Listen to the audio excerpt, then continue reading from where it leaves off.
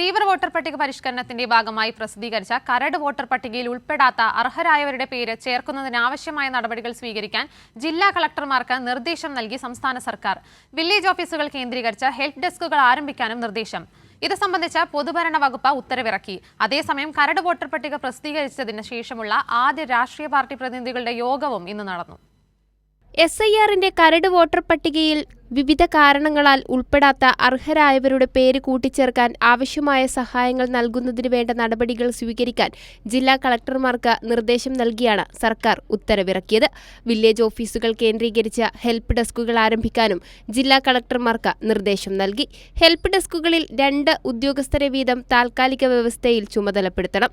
ഉന്നതികൾ, മലയോര പ്രദേശങ്ങൾ, തീരദേശ മേഖലകൾ, മറ്റ് പിന്നോക്ക മേഖലകൾ എന്നിവിടങ്ങളിൽ നേരിട്ടെത്തി അർഹരായവർക്ക് സഹായം നൽകണം.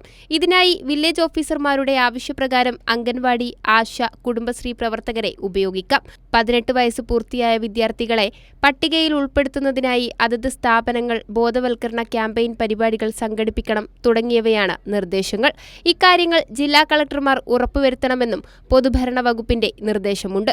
അതേസമയം കരട് വോട്ടർ പട്ടിക പ്രസിദ്ധീകരിച്ചതിന് ശേഷമുള്ള ആദ്യ രാഷ്ട്രീയ പാർട്ടി പ്രതിനിധികളുടെ യോഗവും നടന്നു. പുതിയ ബൂത്തുകളുടെ ഘടന, കണ്ടെത്താനാകാത്തവരുടെ പട്ടിക എന്നിവ പ്രാദേശിക തലത്തിൽ നൽകണമെന്ന യോഗത്തിൽ ആവശ്യമുയർന്നു. പ്രതിനിധികൾ ഉന്നയിച്ച ആവശ്യങ്ങളും പരാതികളും പരിശോധിക്കുമെന്ന് മുഖ്യ തെരഞ്ഞെടുപ്പ് ഓഫീസർ ഉറപ്പു നൽകി. കൈരളി ന്യൂസ്, തിരുവനന്തപുരം.